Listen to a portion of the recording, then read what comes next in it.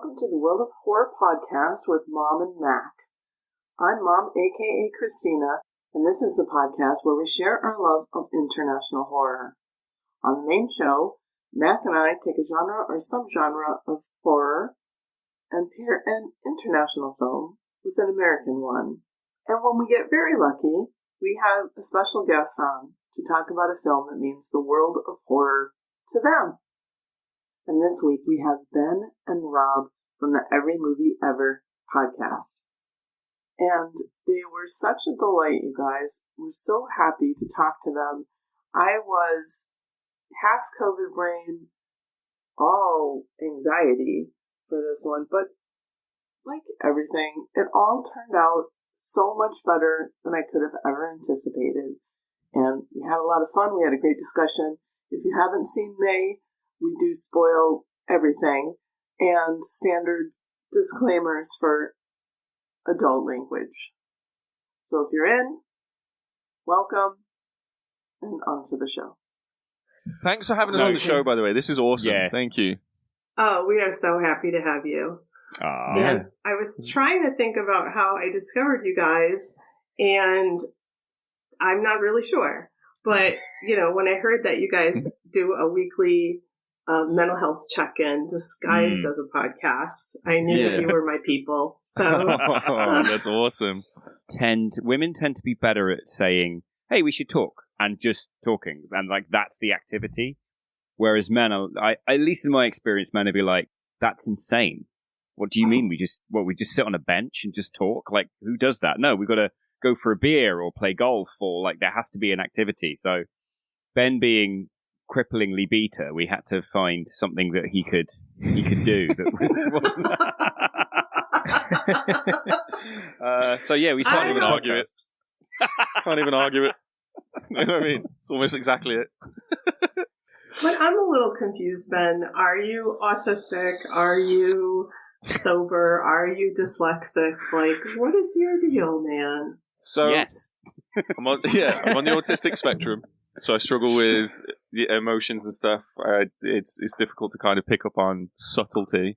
Rob enjoys bringing nothing but subtlety to the table, which is great because I feel like I'm learning a little bit more each week. So that's nice. I'm sober for 2 years, 6 months, and 4 days. Wow. And then dyslexic. Yeah, it's a pain in the ass. The episode that we just recorded, was it last night or the night before? Night before. Rob got his revenge on me for putting one joke in last week's episode. Yeah, so but then I could... By the way, this is Mac, my son, my very patient, indulgent son. How we doing? Nice to meet you, buddy. How are y'all? You too.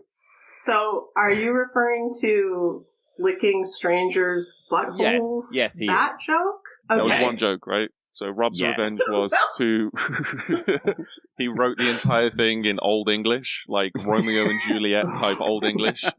I can't even tell you whether the synopsis is correct because I don't know what I read. It just came out of my mouth and I was like, two-syllable word in that breakdown. You're such a cunt for it. It's unreal. Oh, sorry. Can I swear? I don't want to be like dropping. Sure. Oh, okay, cool. Absolutely. Please I think the question is, Ben, can you not swear? And the answer is no, so this is what we're left with. Yeah. On our show, we drop the C-bomb quite a lot, but it's always like a term of endearment. It's like it's a loving thing. I think if I ever stop calling Rob a cunt, he should worry because then that's when I don't love him anymore. Yes, when you start being nice to me, I'm going to start worrying that you're hiding something. It, man. Yeah, if I bring you flowers and check in, sort of like panic. Well, I took an online autistic quiz. Okay. And what did it say, Mac? I display more autistic traits than most of the... Than Dustin Hoffman and Rain Man. When she told me, I was like, yeah, I could have told you this. Yeah. In fact, I think I did. Autism's only ever surprised to the people that have it. Yes. Legitimately. So me and my brother-in-law did an online thing together, right? And we did a test, and we were sitting there because my nephew is autistic, and he was trying to explain the way that he sees the world. And me and my brother-in-law were sitting there being sort of like, well, yeah, this is just how people see the world. Like, Exactly. My nephew was like, Can you just do me a favor and just fill this out real quick? We both filled it out, and I think the maximum amount of marks was 33. And if you get above 11, you go see a doctor to get diagnosed. I scored 24 or 25. Yeah, so that was good. It's so funny, the idea of the nephew being like, just fill this out for me. Honestly, just I real love quick, that guy. real quick. Yeah. We'll come back to what you're saying. Just real quick. And that's the same thing my mom said to me, was she was like, saying something, and she was like, you think this thing and you think this thing, and I was like, yeah, we're not the like baseline of normality, like it's weird, like, well, this is the proof right here. I think if I remember right, that was about how there are good and bad numbers, which there are, right? 100% agree. There are 100% agree. Mm-hmm. I'm just outing myself here, haven't I? Yeah. How's the dyslexia been? Shocking. But it's fun. It just makes me incredibly anal when it comes to spelling. And I more trip over myself than anything else. So like my brain will go quicker than my mouth. Yeah. So I'm already like I'm like 2 sentences ahead. Do you know what I mean? So then my words get jumbled, I get pissed off, and I just end up going sort of like weird in a rage mode. It's nice. Yeah. It's super fun as a 35-year-old man, when you're at work or something. It's good. It's a good place to be. And how long have you guys known each other? Ooh, well, Ben had more colours in his hair than the LGBTQ plus flag. You literally look like you've been dragged through backwards a sort of print shop. And when I met Rob, he was wearing a blazer, and he looked like a street magician, and introduced himself as a Japanophile. I've never been more disgusted with a human in my entire life. I was like, I hate this man already. That's not quite true. I asked you if you were one. True. No, you said, are you a fellow Japanophile? I remember this because it seared into my brain immediately. And I was like, it was like a mental checkpoint to never speak to this magician ever again. I was like, absolutely fucking not. That was when I was 18 years old at university. Oh, wow. So what's that? Like 18 years? 17 years. 17 or 18 years, something like that. 18 years, yeah. Yeah. And then Long I fell in love for with us him. To have had a baby. Look at him. Yeah. So you guys were you at the same school? University, college. Yeah, so I'm just trying to do some transatlantic. Yeah. College. So we went to separate high schools. I was valedictorian. That's a word that you guys use. I don't know what it means. Oh my gosh! What does valedictorian mean? Like, what's the thing it's of like it? The highest. You're the top first in class. I thought it was a sexual preference. Like, hi, I'm valedictorian. No. Okay. Just super into like Victorian porn. Like, look at those ankles. She's not even wearing a hat. How doth she? And Rob, you have been described as posh. Would you care to explain? Yeah. So, my family had loads of money when it was my great-grandparents. And then due to various family scandals and mental health issues, all the money got drank. So I grew up very, very financially deprived, but culturally there were still like books in the house and opera was on, and like my grandmother was still desperate to cling on to like what she felt was her upper middle class identity, despite the fact that we were kind of on food stamps. And she was a raging sort of narcissistic alcoholic. Just, she had her own stuff going on that I, as I've gotten older, I've kind of, if not forgiven her for, at least understood. But in practical terms, it meant that I grew up financially very poor, but that's the only way I was poor. Ben, also, going forward, if you ever want to do like a test to see if a British person is posh, ask them to say glass or bath. That's not quite true. Go on, say it. Say it. Say those two words for me. Glass and bath. Yeah. Glass and bath. That's how you can tell he's posh. Glass. No, it's a regional thing. It's a regional thing. No, anyone south of the midpoint. No, it's not. It is. England's a weird place because we have wildly differing regional dialects for like distances that you guys would drive for ice cream. Yeah, that's true. Whereas in the US it tends to be kind of more state driven. Here it's like on this side of the street we talk like this. And Ben Ben's just in the middle part, which, yeah. But no, I'm referred to as posh because I've read a book. And according to Ben, that's just... I've read a book in the bath. And that's why he calls me posh. With my glass. Yeah, exactly. A nice glass of wine in the bath. Yeah. Unreal.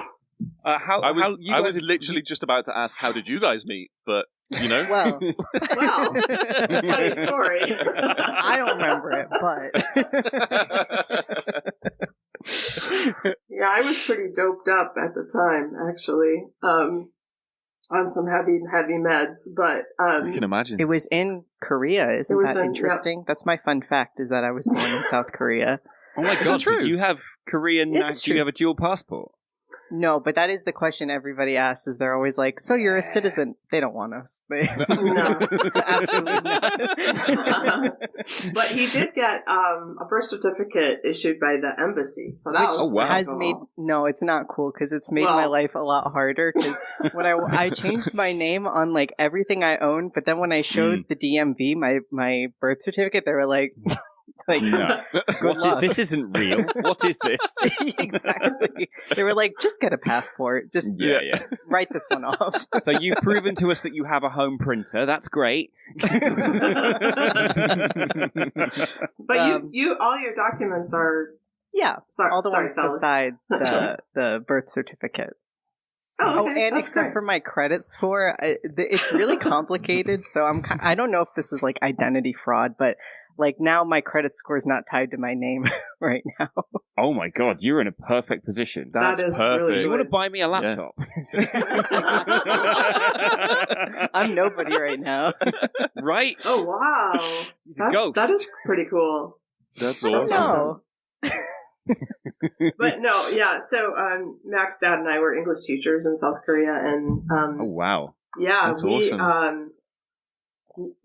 We thought we were going to make a lot of money as English teachers in South Korea, and we're going to pay down all our college debt, and that didn't happen. But changed my whole life. Yeah, you got the greatest joy in the world. Right? Yeah, there's that. And, Mac's going to make all the money now, so, you can just kick back, retire. That's it. That is the plan. Totally bank on that. Invest in the future with a man who doesn't have a credit score. Perfect. There you go. See? So should we get into this film, guys? Yeah, sure. This was a first-time watch, I believe, for Rob and Mac. Yes, I've never seen it. Oh, well, nice. Okay. Nice. That's a nice bit of symmetry, because I was not expecting this film at all. I told him nothing. I told him nothing about it. I was like, dude, it's just a weird horror. Go watch it. And that was it. Yeah. That was the heads up he got. That's awesome. Yeah, you guys had seen it before, right? Like, at the time when it came out? Mm-hmm. Yeah, I saw it. I mean, when it came out. How memory is, like, not a very reliable witness. Not in this call. But I got sober in 2004, and I guess this movie came out in 2002. And what I'm thinking is when Netflix had like through the mail DVD. Yes. Yeah.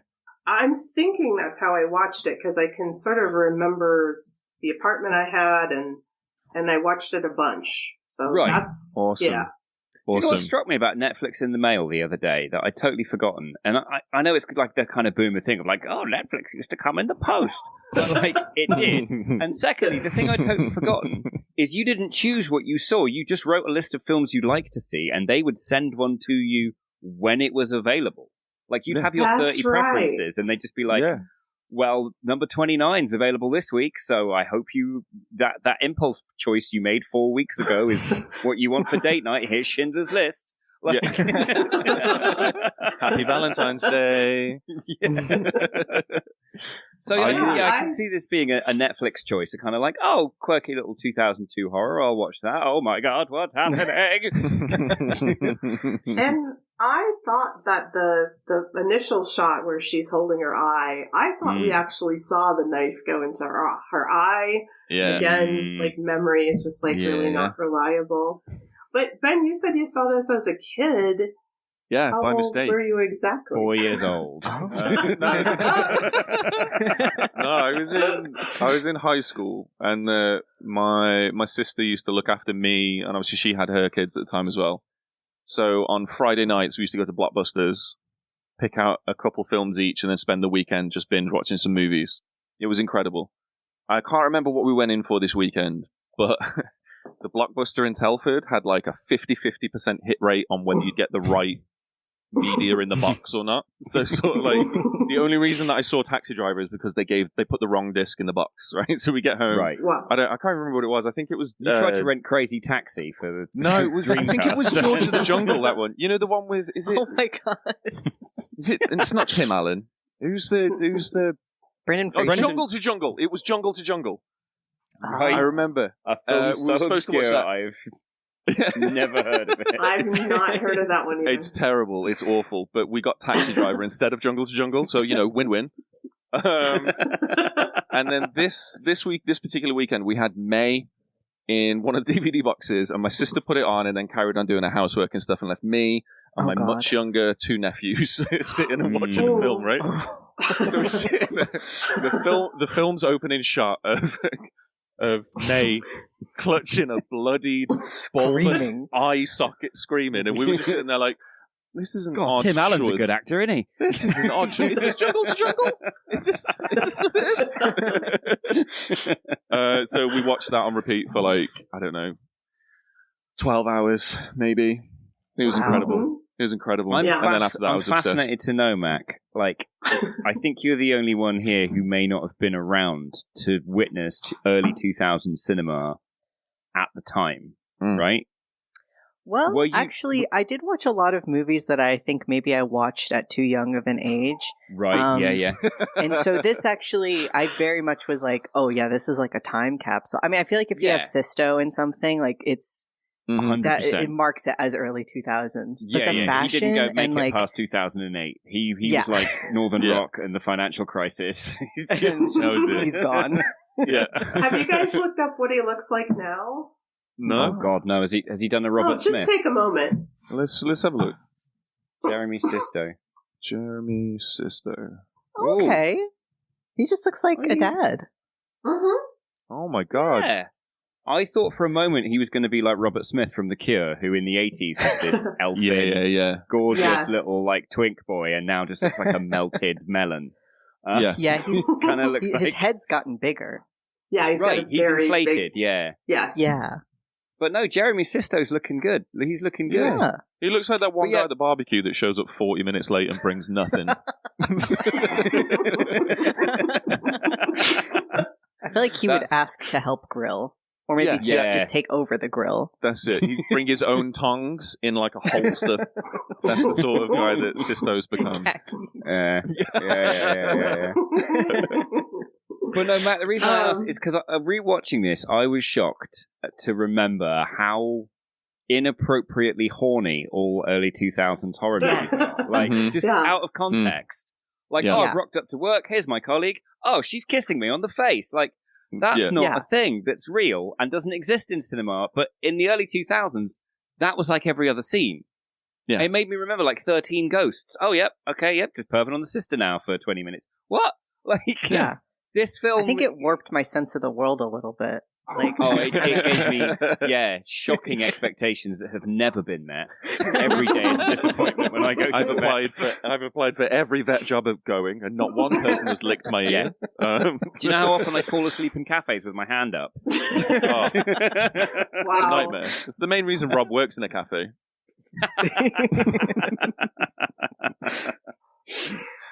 Yeah, this has definite indie vibes.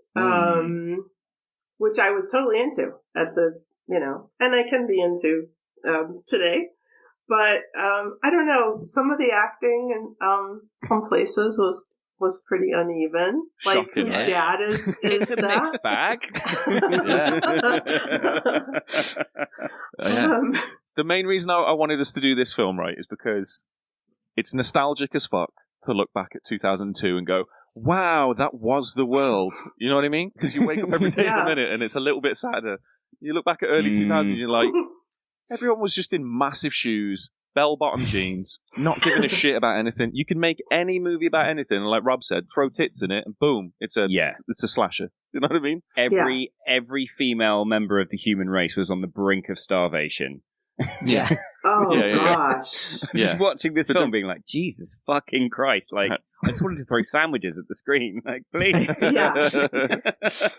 But I wanted to bring it because it's like, not only is it a fun horror, but it's also like just goofy, dumb comedy that's played out like goofy, dumb comedy, and none of it is trying to be anything else. It just sets itself up for exactly what it's supposed to be, and then inexplicably turns into just sort of the weirdest body horror. I'm gonna build a fucking meat puppet thing from the left field ever. You don't get it. You don't get it like this anymore. Do you know what I mean? It's sort of a warning tale about not dating Disney girls.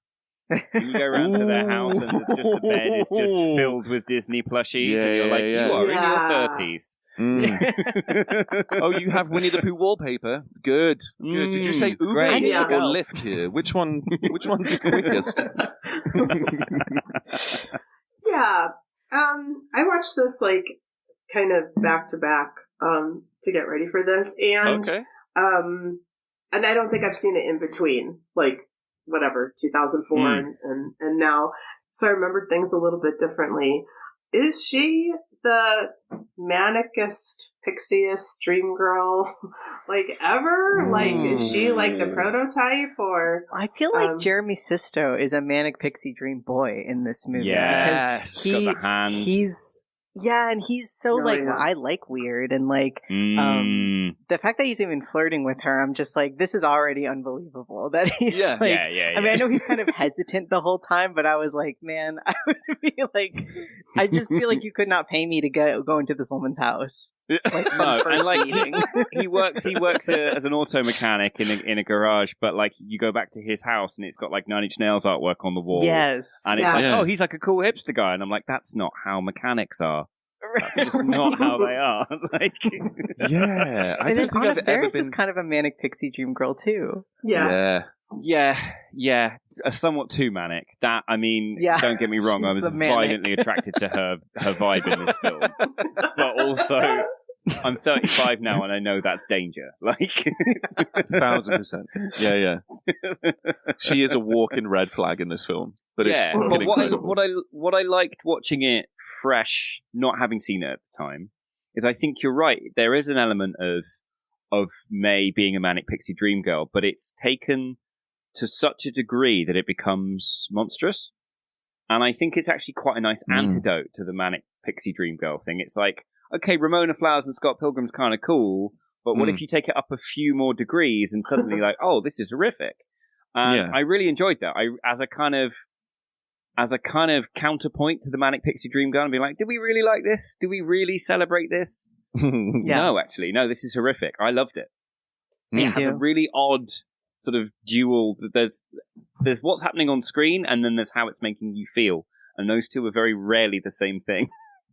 Well, Mac was texting me a little bit as he was watching it today, and what was the word you used, Mac? Uneasy or unsettling? Yeah, I feel like the whole thing. Yeah, I mean, it starts off so wild that you already are like, okay, what's going to happen here? But like, I feel like it really hit me when she was telling the story of using the cat sutures on the big dog, where I just feel like that is such a great moment where Sister's like, well, yeah, tell me something weird, I can handle it, and like he could not handle it. That's amazing. I love that. Yeah, because the way that she does it like so calmly.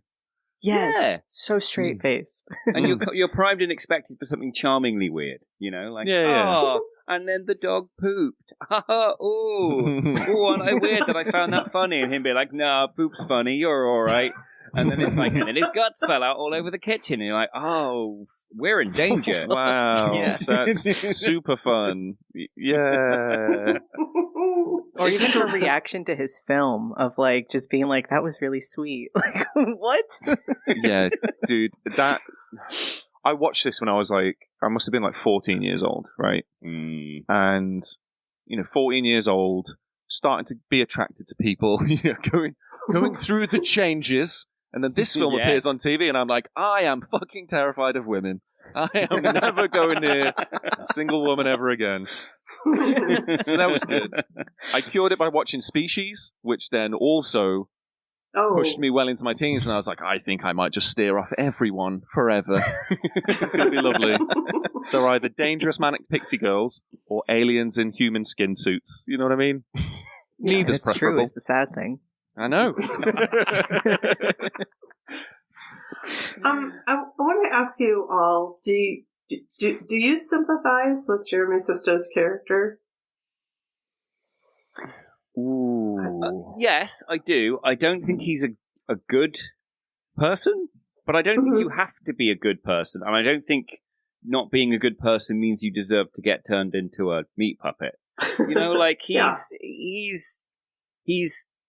an unappealingly sort of he's not even unpleasant. He's just a very average, very flawed man. He's undeserving of those perfect hands, right? He is, yes. He's got hand model calibers, right? Hand model caliber hands on a mechanic who's also a bit of a dick.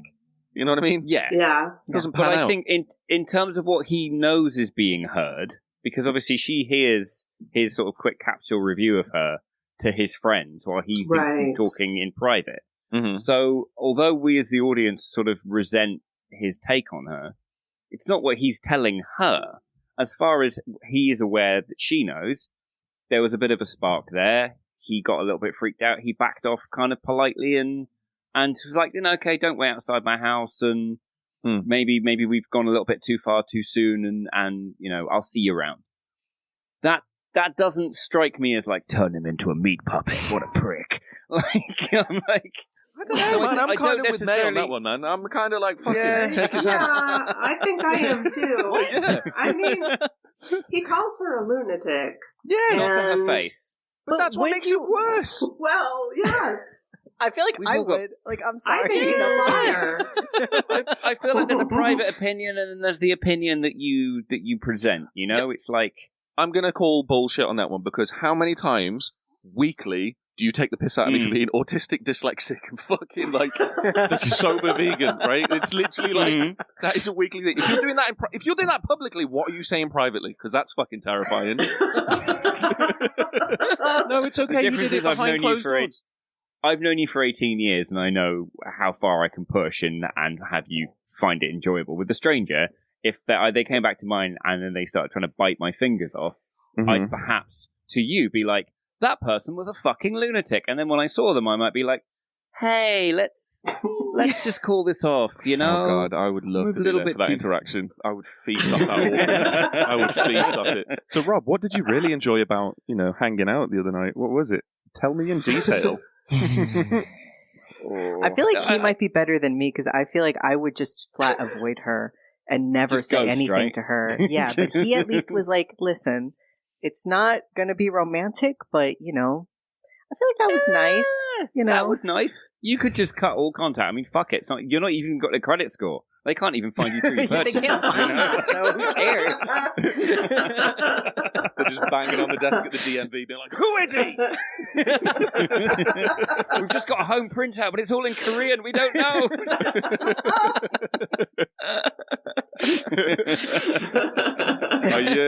I found a theory on this film that says, after the doll glass breaks in the classroom and all the kids get all cut up and she's got glass on her hands, and for some reason she decides to rub her eyeballs with glassy fingers. And you know how all her eyes are cut up and like bloodshot and weird and kind of like demon eyes. For about 12 hours, yeah. Yeah, so, for about 12 hours, exactly. They heal up immediately. So the theory is that everything that happened after that point is her fantasy. It's all unreliable narration. So she's the one that's imagining Jeremy coming up to her and being sort of like, hey, it's not going anywhere. I'm so sorry. So the only reason that he was polite about it is because in her fantasy, she gets the closure that she deserves, right?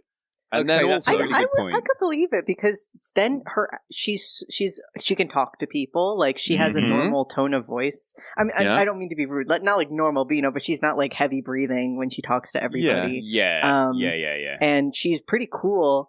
And like you said, no scars or anything. And then obviously at the end, the puppet caresses her. So I feel like that's pretty. I could see that. Plus, her clothes get insane. Like after that point, they're all like just random patches of shit all over the clothes, and everyone's like, "God, you look so quirky." No, you look insane. Rob, if you showed up in like a weird, patchwork t-shirt, I would be like, "Have you had an accident? What is happening right now?" Yeah. Who do we call? Again, in my 20s, I'd have been like, "Oh my God, you look so quirky." Yeah, are you a Japanophile? The fellow Japanophile is so funny to me. Honestly, Jesus. Yeah. Such a left field thing to hear. I was a greasy little music kid who read too many books when I was a child, and then I became a teenager, and it took a while to like shed all those bits of the chrysalis, you know. And rather than work on it, you thought, fuck it, I'm going to get a blazer and learn how to do card tricks. People said, be who you are. And I tried that, and it's not true. That's not what they want, actually. Yeah, they're like, be yourself. And I'm like, okay. That's what May did, and look what happened to her. Now she's got a skin puppet as a pet. Like, what the fuck is that? Yeah, she should start a podcast with it. Could you imagine? Dude, I would listen to that shit all day long. I think it all goes back to the mom, though, right? Because the mom was, put that shame on her that she had this weird eye, had her cover up her eye with her hair and things like that. And it's the obsession of like being perfect and stuff, isn't it? Yeah. That was an interesting thread in this that I thought they did a good amount of showing without hammering home. Is that her standards of beauty are so high that they're not satisfied by anyone else in the cast. She finds a flaw with every single one of them. The only way that she can get somebody who meets her standards is to make this patchwork of all of them. Because she's been given these sort of insanely high standards that mean nobody fits. So she has to make a collage of everybody in order to find somebody that fits the standards that she's been holding herself to. And I'd be as nervous as May if I was like, oh God, where are my stitches? Right? Yeah. Before you guys got on, we were talking about Anna Faris's, hairy mole on her finger, and how May just becomes obsessed with it. She just can't not look at it. That's like a really astute observation. I feel like when you're that insecure, you do start projecting it onto other people, and I know it's like kind of a thing. It's a little bit of a cheesy thing of like, oh, everybody's just jealous. But I do feel like if you're constantly taking your time to pick apart other people, that is like happy people don't do that. No. I've got to bring them down so that they're at my level. I'm below them. And therefore, in order to be in the room with them, I have to break them down. Oh, that mole. Although I will say, a really hairy brown mole, if you have been in the room with one, you have to mention it. You can't, until it's mentioned, it is distracting. I mean, honestly, she just should go to a dermatologist, just in case. Right, just get it mapped. Right, exactly. Health perspective. Definitely. Yeah. Thank you. That's what she was trying to say. And I feel like when you walk in the room and someone's gone, when you just go, I want to ask, but I can't ask. And so it's just there at the forefront of your mind. I'm with May on that one. Not so much with the reaction continuing. I feel like once it's been acknowledged, move on. That does remind me. I've always had this like a mole on my back, and at one point I was just in a grocery store. Well, now I feel bad. No, this is funny. And it was I don't want it there. And I was wearing an open back shirt, and this woman behind me touched my back, and she was like, "Oh, I'm sorry. I thought you had a tick on you." And I was like, "Okay, first off, if I did, that is still weird to be like, you got molested, I got you, stranger." Oh my god! So bizarre. I was like, "No, ma'am, I'm sorry. That's my body." Oh my god! Oh my god, man! You got molested. That's insane. Jesus. So yeah, you're right. People do feel an impulse when they see something. But I think the fantasist theory pans out perfectly because the switch in her personality from barely able to start a sentence to suddenly she's speaking in full conflict-ridden sentences with eye contact.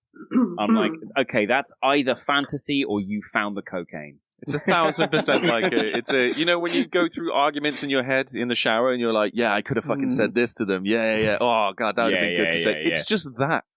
But, like, she's still cleaning the glass that she rubbed into her own eyeballs. Just literally like, you know, fuck those guys. And cut his stupid fucking hands off. Stupid kids. Yeah. I really like the message that she leaves on his voicemail or his answering machine, where I don't know the line exactly, but it's like she's got to stop. You know, because what she said is absurd. Like, you know, I would hope that we would be together in the future sometime or something like that. And then she's like, okay, what I meant was, and because I've definitely done that. And like, especially in childhood, my parents had me to write things down, you know, and rehearse them so that I would be able to like speak to people in a, you know, semi-normal way. Awesome. So I really like that. I think that was a really beautiful, you know, piece that showed her character. The nerves of answering phone or voicemail messages where you just realize, you sort of look at your phone, you're like, how is it 3 minutes and 45 seconds? What have I actually said? I've not said anything. I'm just talking. I'm going to go now. Bye. And then you hear the boop of the disconnect and you just sit in your pool of shame and go, it's permanent. Then you send the next message saying, you know, that last one, just forget about it. Honestly, I could scroll up on WhatsApp and show you just sort of like 6 back-to-back voice notes from Rob, each individually like getting longer in like 20-second increments. Like it takes 20 seconds to explain the last one. And then you move on to the next point, and then it's like, oh, no, shit, because now I need to explain that. All right, okay. Yeah. It's great. It's super fun. Sometimes I walk out of work and I have like a solid 15 minutes worth of content to get through before I start my car, and I'm like, oh, okay, this is cool. This is cool. I really am liking this, like, theory that you presented, Ben, that's all like a delusion after a certain point, because if it's not that, like, what do we think happens? Like, does she kill herself by gouging out her eye, and as she's dying she's having this hallucination, or like so the alternate theory that I had, which is much straighter but sort of plays with the themes of the film that are presented in the first 2 acts. There's a 9 Inch Nails song, and there's a lyric in it, nothing can stop me now because I don't care anymore. And it feels a little bit like once things get to a certain point of broken with May, that she's kind of free of the standards that she's set herself, because it's all ruined. So it doesn't matter. She's kind of free of the worry of what happens if it all goes wrong. It has all gone wrong. And I think quite a few of us on this call can relate to, oh, it's all on fire. I'll just get the matches out then. I've always wanted to play with the matches. Hooray. What's the worst that can happen? Because it's already happened. And that kind of freedom and that confidence that comes with, oh, well, it's all already broken. Yeah.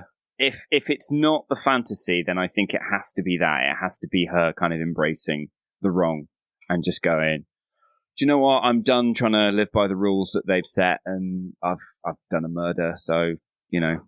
Yeah. Sort of from the murder of blank, really. You know, he finds the cat and she just goes, I mean, that guy, I was watching the film.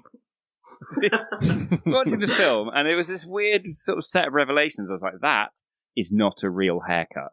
That's not a real person. Then he starts to go on about rubbing ice on his nipples, and I'm like, oh, this is taking a turn. The most relatable character in the whole film. He just wants ice on his nips, man. Just let him be. Right, you know what I mean? And then I realise it's Frank from Donnie Darko. Oh. Yeah. Oh, okay. Frank, weird time traveling. Yeah, it's the weird time traveling dead bunny man from Donnie Darko with one eye. I don't remember Donnie Darko. But does that work with the timeline, Rob? Like, when did Donnie Darko come out? Donnie Darko was, I remember, because I was 14 and goth and just fell head over heels in love. Donnie Darko was 2001, so it was before this. So it could be. He did that and then was like, I've got a role. Wow, I've been in an indie darling, beloved by critics. Do you know what I'm going to do? I've got a character. It's all about the hair. Yeah, man. I think it's so sad when he says he's not going to be her friend. That's hot, Okay. bro. I mean, Yeah. Okay. It is sad. It is sad for her, but also I wrote down like leave first, then call her a freak. Like that was the mistake. Was like Right? you open Yeah. up a Right. freezer, you see a dead cat. Like you don't say, "Hey, you're a freak," because dead cat killer's right here. Leave. Yeah. But no, I would never be this woman's friend if I found a dead cat in her freezer. Yeah, look, we've all been in the situation, and what you do is you lay on the sympathy and you go, oh, you must have loved that pet so much. What a loving way to keep... You provide them with the excuse, right? Yes. Yeah, Give them the socially acceptable reason. Yeah. You're already on board with it. They can jump onto that raft as you back out the door. Yeah. Come on, this is every Tuesday. I'll get a casket for it. I'll be back in a bit. Yeah. Oh, what a loving tribute. I had to tell Mac that there was a cat death in this film. Mm. Do you guys need any, like, warnings when you're watching films? I use the website doesthedogdie.com quite a lot. Mm-hmm. Use that. It's a you? great site. Yeah. Oh. Anyone kills a dog, anything like that, I'm out. It just Okay, shatters the whole film. I'm just getting rid of some of the films I've put in the slate. Yeah, thanks, man. Thanks, man. Ruined now. It's one of the main reasons I don't like the remake of The Evil Dead, 2013 one. Like, it's a super fun horror movie, but at the end of the movie, when they're trying to turn the dog killer into the hero, I'm like, get fucked. No. No. Don't deserve it. Doesn't deserve it. End up. Did Grandpa live? No. Did he was the real hero. And what did we do? Fucking shank him off screen. That's all he got. Unacceptable. Yeah, you wouldn't. Yeah, I'm fine. I don't have much that I'd. Again, Ben and I talk about this all the time on our show. Like, if you're going to do something troubling, as long as the emotional arc of the film justifies it, then I'm totally fine with it. It's when it's needless and it's just in there to be a jolt. Yeah. That I just go, okay, what are we doing here? Are we telling a story about people with that have feelings and are we sort of drawing an emotional arc, or are you just showing disturbing stuff and going, ooh? Because then it's sideshow. Then it's, roll up, look at the boy with two asses for a face. It's like, yeah. Okay, yeah, but like, and this is why May's an important film. It's all justified. You know what I mean? I do think it is. Yeah. The three-legged dog. I'm not sure if the three-legged dog is justified, but you know what that reminds? Like that actually Yeah. felt a little bit too. Because like I was randomly on TikTok and somebody just was like, my cat's tail fell off, and I was like, is this? And then I see this movie, I'm like, is this just a thing that happens? Do like animals' limbs just like come Just off to you. sometimes? Yeah, just- There'll be a third one. The way that she's just like, yeah, I can stitch it back on. And then that's the end of that story, and that guy's gone forever. It's just sort of like, the stereotypical stoner guy that's just happy that something has happened in his day. Like, that's him in this movie. And he's just sort of like, well, my dog's fixed, that's fine. That girl was totally fine. Nothing went wrong there at all. Good job. But I think it's important in that it sort of sets the surrealism of the film. Mm-hmm. There's an awful lot in this film where if you took it as a literal, say you took it less indie and you said, oh, this is a mainstream horror, and you just go, well, this plot is ridiculous. Yeah. This isn't how people behave, and that's not what would happen. But I think the three-legged dog story is the sort of marker that we're in a strange place where strange things are just taken as normal by everybody. In the same way that sort of nobody speaks the way that Wes Anderson characters speak. That's just not how humans communicate. Yeah. But it's so consistent and it's so stylized that you just go, oh, I'm in this little storybook land, and I'm watching a fictional tale, and it's very heavily stylized to sort of indicate that it's a fictional tale. And I think the three-legged dog story is quite early in the film, and it sets that kind of, we're in a 1950s sci-fi Twilight Zone kind of world, but the characters don't know that they're in it, Yeah. I think it's always important that your characters don't know what genre they're in. That's a great point, man. Right? Because, like in horror movies, if you knew you were in a horror movie, you'd be like, oh, let's go to the woods. You're like, fucking no! No. Yeah. I'm going to sit here and eat peanut butter for the next 2 hours. Go fuck yourself. Yeah, exactly. have you guys seen any of Lucky McKee's other work? Like last night, I found a movie called The Woman from. I was going to say 2021, but it might be 2011. I'm not sure. But our girl Angela Bettis is in it. Right. Okay. I'm just having a look at the list of his films, and none of them. Although one of them sounds like something that Ben would very much enjoy. It's called Evil Demon Golf Ball from Hell. And where were you looking? I just went to Lucky McKee films and just scrolled the list, and there's Evil Demon Golf Ball from Hell, and I'm frankly shocked. Because the only reason I read that out is because I was sure you would have seen it based on the title alone. I mean, no, it sounds incredible straight off the bat, but no, that's incredible. No, so does he work regularly with her? He did Old Man. Okay, sorry. I mean, you're the horror man. You're the horror guy. What's Old Man? Awful film. Like, just it's not awful film to watch. It's a great film, but it's a hard watch. Super hard watch. Immediately. The Woman is also pretty hard to watch. But I guess that Lucky McKee had written a novel with this guy, and then they made like 2 or 3 movies together involving a feral, cannibalistic group of people who live in the woods.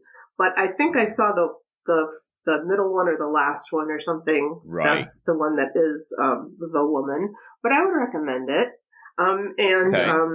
I saw All Cheerleaders Die. I like that movie a lot. You saw that one? Yeah. It's kind of surreal like this movie.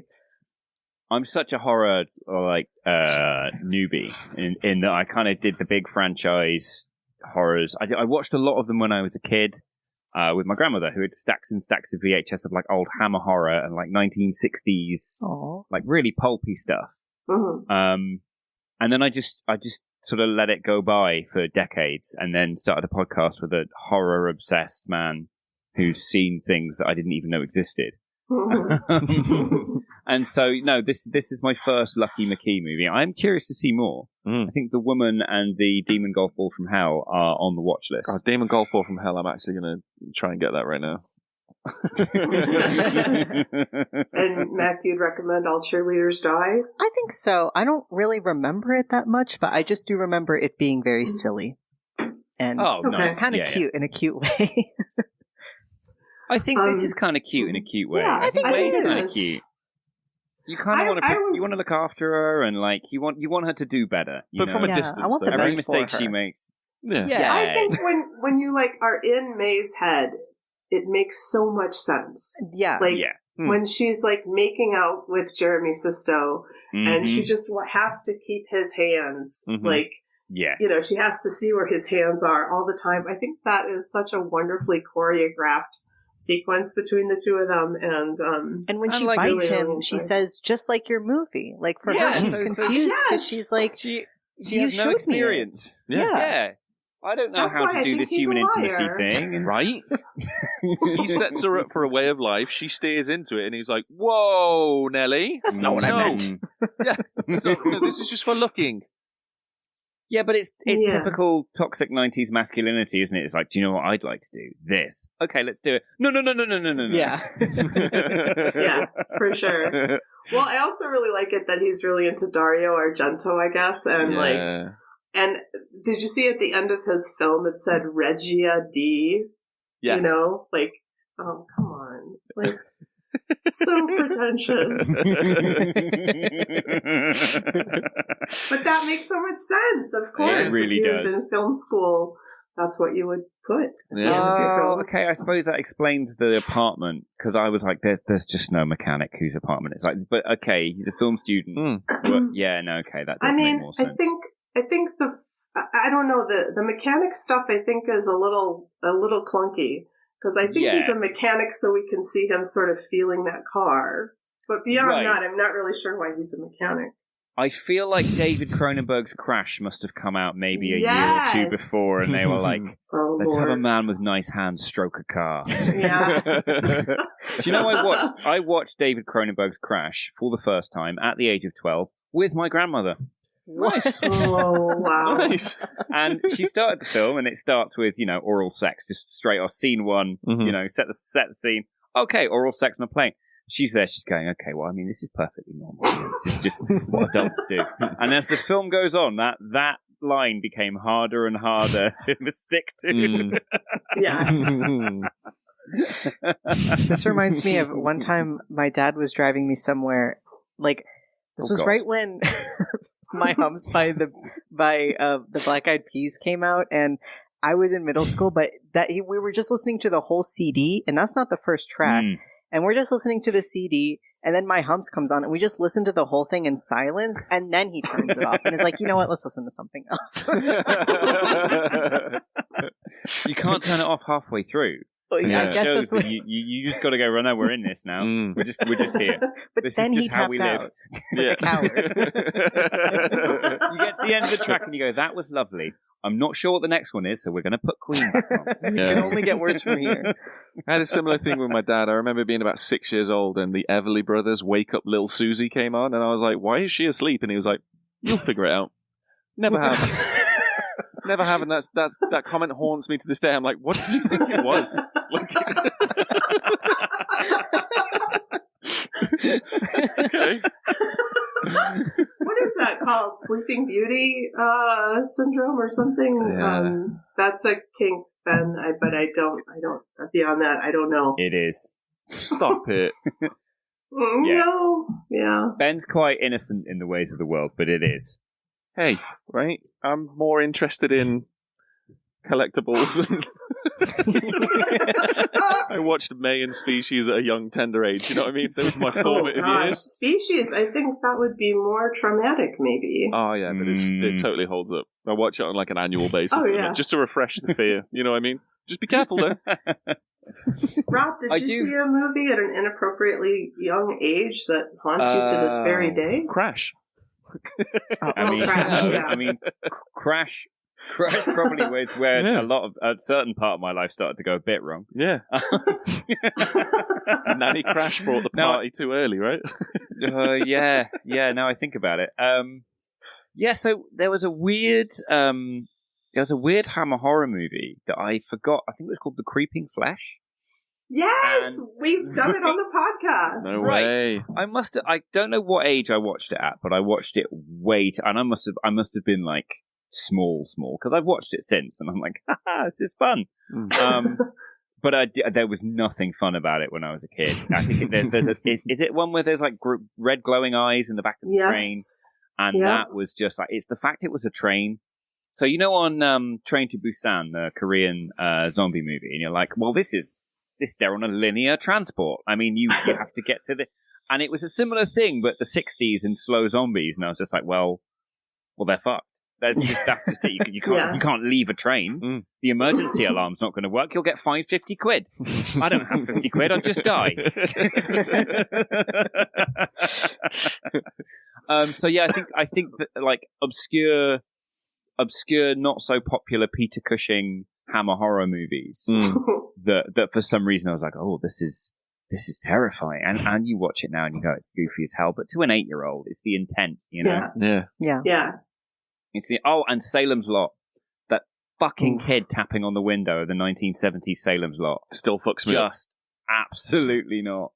Let me in. No. I'm like, no. Use the door. Use the door like a normal person and we'll talk. That still fucks me up, man. What about you guys? What was your kind of... I think... You go first. Go ahead. Well, I think mine was the original... The remake had Donald Sutherland in it, and it was aliens. Revenge of the Body Snatchers? Yeah, Invasion of the Body Snatchers. The original, though. I saw that way too young, and it freaked me out. And it really colored my whole view of, like, people. And, like, who's a real person, who's a pod person. And, like, I feel like if you're saying, autism, struggling with facial expressions and being able to read people, and then you watch pod people at a young age, you're like, fuck. Yeah. Fuck, I don't understand human emotions. How do we do this? I'm pretty sure. Oh my god. Yeah, no, that would, yeah. Ugh. Yeah. Scary. Yeah. Well, one time I had a babysitter and she watched Outbreak, which again is a super silly movie if you watch it now, but at the time it had me so afraid that we were all going to die from a disease from monkeys. So that really scared me. And then also, you know that show, it used to air on like VH1, like I Love the 80s, I Love the 90s. I never watched these movies as a kid, but I saw so many clips of like, you know, just all the classic horror movies like Nightmare on Elm Street and Child's Play. And like that scared me. Just seeing those clips, I was like, oh no. And I remember Nightmare on Elm Street scared me specifically because that concept's horrifying. But then my brother kind of came in clutch because I had like a knockoff dream catcher, and he lied and was like, well, in that movie, they took they caught him in the dream catcher and they threw it away. So just throw your dream catcher away and Freddy can't get you anymore. And I was like, oh, great. Whew, I'm saved. What an incredible way to get a dream catcher from your young brother. Yeah. Right? That's like, why did you want him to throw it away? God, I want that dream catcher. Well, sometimes on the main show, we rate the film, you know, based on a metric that we make up. I mean, dolls is the obvious choice. Dolls is good. Creepy dolls? Dolls is good. Well, how many creepy dolls would we give May? I think this is a real doll. I think this is... it surprised me because I was kind of expecting a schlocky, kind of trashy, relatively thin movie. I was like, okay, well, it's going to be riffing on Frankenstein somehow because I'd read the Amazon Prime paragraph, which I always try and avoid doing, but sometimes you can't help it. Yeah. And I was like, oh, it's going to be like a late 90s, early 2000s. There's going to be lots of like grunge and occasional bits of like techno, you know, and there's going to be a fashion montage while she does Frankenstein, and it'll be fine.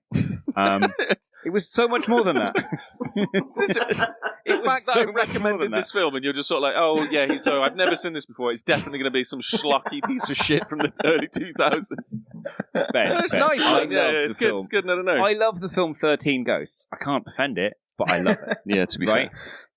If I recommended 13 Ghosts to somebody and be like, I love this film, it's from 2000 and whenever, and I couldn't sit there and go, no, man, it's really deep. It's got subtext. And I just didn't expect that from this, and it did. So I think this is a good 10 out of 10 creepy dolls for me. Awesome, nice, great. What do you think, Mac, as the other first time viewer of this film? On a scale of 10 dolls, I think I would give it like maybe like 7.5 dolls. Like I really liked it, but I don't think it's like not like. I don't think it's like I don't think I would ever want to watch it again, to be honest. But I don't mean that in a bad way. It's more like this is very unsettling. It does its job as a horror movie, but not in the way of like, God, I can't wait to view this again. But I still liked it. Okay, it's a respectful 7.5. Okay, nice. It captures like a very unique vibe. So I think like I'm kind of with you. I don't know if I would watch it again, but I'm glad I have. Like, there's no other film like that, so great. Yeah. Cool. Yeah. What about you, Ben? Are you? It's a 10. Yeah, 10 creepy severed dolls that are made up of other dolls. Like 100%. Blockbuster Telford nailed it when they fucked up my order on this one. they sowed a seed that has grown into like just a fruitious plant. I meant to ask you before, Ben, was that kind of fun? Like you don't know what you're going to get, or was it kind of frustrating all the time when you'd open up the box? All the time. Yeah. There was a few, though, where it was like immediately sexually explicit, so my sister got into a habit of now sitting down for the first 10-15 minutes of the film to make sure that it wasn't too dodgy of a miss. And that kind of killed you've never seen David Cronenberg's Crash. I honestly... Yeah, I'm going to go 10 Not my dolls. favorite Cronenberg. How about you? Nice. I think I'm probably going to go 8.25 dolls. Okay. Wow. So it's like, why does it lose the 1.75? 8 dolls and an arm. Yeah. Some of the indie stuff is a little too indie. Like it's just like, just like some of the acting is off, and just like it's just like a little rough around the edges. And it's fine. But you can definitely tell this is early in Lucky's career. So Yeah. Do we, as a group, feel like Angela Bettis's nipples are intentionally pointing in opposite directions as a joke regarding No, the I eyes. read this. So it turns out that before filming, they had an argument, and they just weren't speaking to each other for the entire production. Right, okay. Yeah. Because they are... Makes sense. Yeah. They have never seen one another. Yeah. Separate rooms and everything. One dresser on the left, one dresser on the right. I didn't even notice, you guys. I didn't even notice. We know where your eyes were looking. All right. Yeah. I was 14 when I saw this. Come on, man. No, that's like totally more than fair. Right? All right. You guys have been super generous with your time. I was wondering if you'd like to play a game. Always. Yeah, sure. Oh, Absolutely. I'm so excited. Definitely. All right, so I had COVID recently. This was like conceived in my brain. This is a COVID brain construction. Okay. Nice. But like I sort of, explained it. It's kind of like 6 Degrees of Kevin Bacon, but with horror films. So we're trying to like form a link between like the cast of different horror films. So here's what I was thinking. I wrote Amanda. Her name's Angela, right? Angela Bettis was in May. Mm-hmm. She was also in 12-Hour Shift. Okay. In 12-Hour Shift, she appeared with David Arquette. Okay. Right. David Arquette was in Bone Tomahawk. Mm-hmm. Yes, he was. With Kurt Russell, Patrick Wilson, and Richard Jenkins. So there's 3 I can think of, departure points for each of them. Okay. So, can you guys think of... Kurt Russell was in The Thing, which also starred... Oh, I've done myself here, haven't I? I was going to say. No, you have enough. I think you have... I can think of at least one person.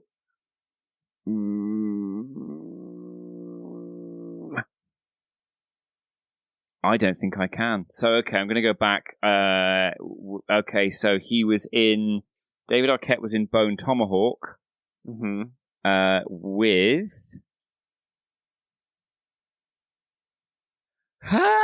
What's... Okay, you could go Patrick Wilson. Ben, help me out. David Arquette was in Bone Tomahawk. Yeah. With... who was in House of a Thousand Corpses.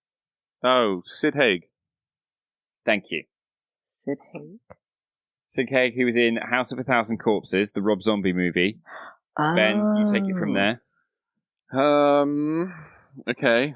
So he's in House of a Thousand Corpses with Sheree Moon, who is in everything that Rob Zombie's ever done. The Munsters. There you go.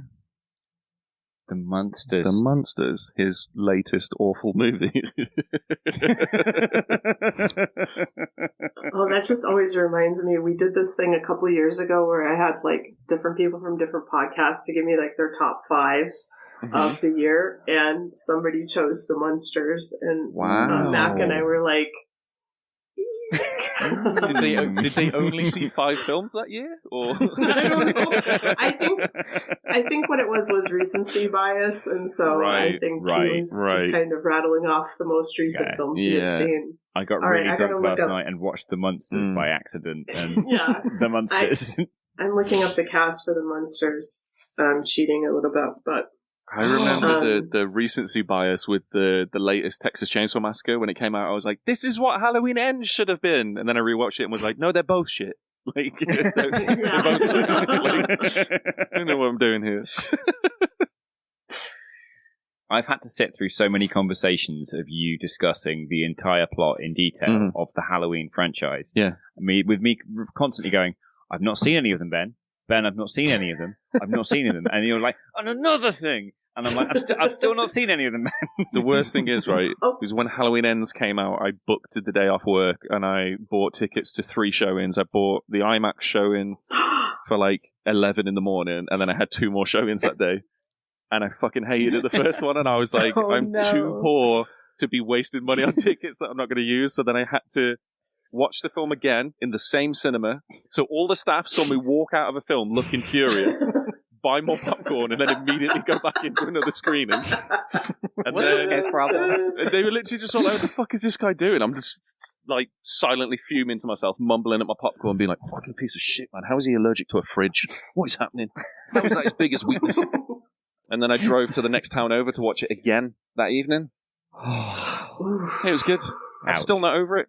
And this is why I'll rant at Rob periodically about Halloween Ends. I don't think I can play unless we go back to Bone Tomahawk. That's let's do totally it. fine. Yeah. And Patrick Wilson was in anything with The Conjuring. Vera Farmiga. Oh my The God. Conjuring. Yeah. With Vera Conjuring, Farmiga. yeah.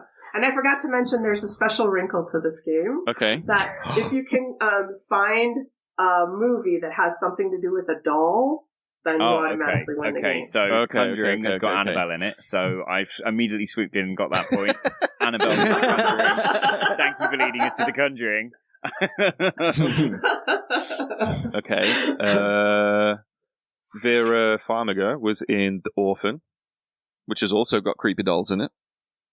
Yes. And she's kind of like a human creepy doll. I'll nod and agree. The Orphan's a film I've definitely seen. How have you not seen Orphan, man? Ben, I've not seen any Halloween films. What are you talking about? How have I not seen The Orphan? I feel like I'm just letting you down at this point. Do you know what I mean? So can we go back down the branch and find Sure. new... Okay, so Anna Faris was in... Scary Movie 1. No, Sorry. Anna Faris, who was in... Scary Movie 2. Yeah. No, Sure. Is it Okay, Scary no, Movie 3? Anna Faris was...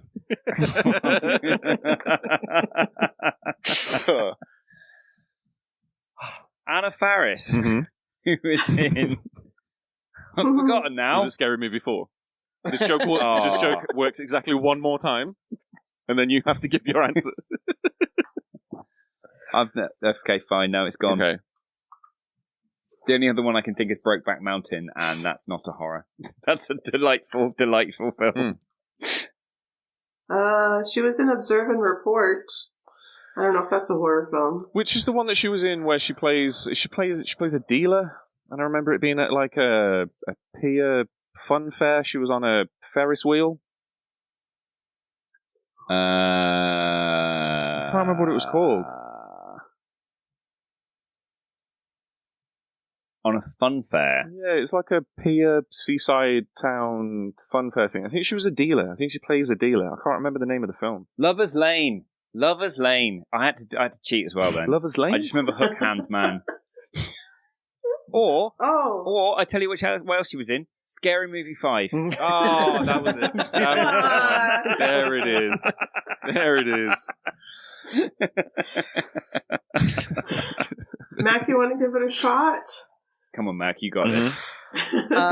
You can back all the way up if you want, or I've been looking at IMDb this entire time. You stole my Vera Farmiga, so. I'm sorry. Well, she's been in quite a few horror films. Quite a few of them have dolls. This is true. Well, The Nun, I feel like there is a doll in The Nun. And then Tessa Farmiga. There is, because they bring up Annabelle again. Yeah. And Tessa Farmiga is in that. And she was in American Horror Story. And that probably had a doll at some point. That definitely. Oh, yeah, it definitely does. Had to have had a doll. Yeah. All right. Well, that's great. We all win. Tessa Farmiga. I like this game. We all win. This game's just giving me That's a good game. me a watch list of stuff that I need to know and watch again. Yeah, I hope you've copyrighted it as well, because we play games on our show and we regularly run low on ideas. So thanks for the free content. I was actually gonna of the main game that we played for like 6 weeks. What was the thesaurus game that you guys did? That was like super fun one time, where like. We changed the title. We got stuck on that for a few weeks. Yeah, changed really changed the title of a movie using a thesaurus, and then have to guess the original one. Knock a few up together. We got stuck on that for a while. We got stuck on sloppy synopsis. I liked it. I didn't like it that people were angry with you about that. I thought it was fine. That kind of made me like it more, though. You know what I mean? Yeah. We do tend to lean into when people tell us not to do something. We're like, what if we do it again? Yeah. We're 35, by the way. Just want to put that one out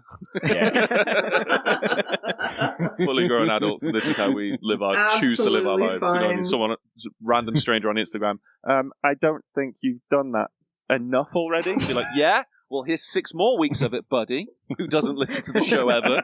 How about that? Showed them. Yeah. We probably should have done this at the top, but would you guys like to describe your podcast and talk about what's coming up on it? And tell people where they can follow you? I mean, so if you've got this far, well done. And you're welcome. Sorry. Apologies. We've been quite sweary and we've completely just derailed these lovely people's podcasts. Ben and I are fully adult men who struggle with our mental health. And rather than admit that, what we thought we'd do is instead of analysing ourselves and each other, we'd analyse films. Because we can sort of pick things out of the films and then maybe talk a little bit about how we're feeling without having to be like literally directly crying on a show, which we tried. Yeah, it didn't work. It's vulnerable by proxy. Yeah. You know what I mean? It's nice. Vulnerable by proxy is good. We talk about all sorts of films. We are the Every Movie Ever podcast, which can sometimes be difficult because we tend to do every film by a director or every film in a certain series. But the only reason we did that is literally down to commitment issues. Couldn't settle on one thing. So we were just sort of like, yeah, but what about if one day we want to do only films that have pretty donkeys in? You know what I mean? There's like 6 of them. And if we're every Goofy movie ever, we can't then just lean into donkeys. You know what I mean? Commitment issues. Yeah. We left it open. And we hadn't thought of the word any, which would have worked. Ooh, any movie ever. That would have been good. Yeah. Now I feel like we're it would have freed us up to a lot. Yeah. So we're currently covering the 2024 Oscar Best Pictures. Nice. And we've just finished phase 1 of Marvel because we thought that might be fun. Turns out wrong. It was fun to cover, but not fun to promote. Because Marvel fans, they're passionate. They're a passionate bunch. Yeah. The amount of shaving honestly, the amount of shaving that we've caused. People smashing the glasses up to the bridge of their nose, like just sheer speed. Honestly, dude. Insane. Insane. But we've done every Christopher Nolan movie ever. We've done every Batman movie ever. We've done the films of Martin McDonagh, who's a genius writer out of British-Irish writer. These are all like Rob's proper series ideas. I brought to the table Goebbels' Golden Grilled Cheese Sandwich, which is 3 movies about Nazis and 1 film about Nazis and gold. I really enjoyed it.